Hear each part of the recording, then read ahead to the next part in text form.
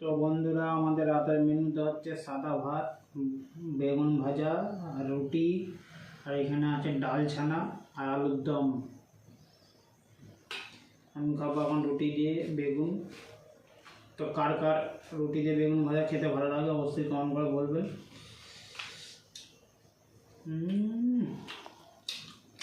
জোরদার, সাথে ডাল ছানা।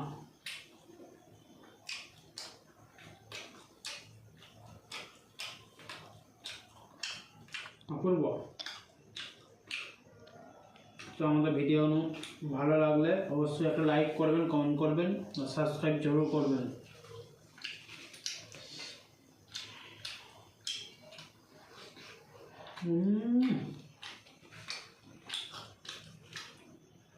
আলুর দমের তরকারি দিয়ে খাবো, জোরদার বন্ধুরা, জোরদার। তো ভিডিওটা বেশি বড় করছি না, তারপরে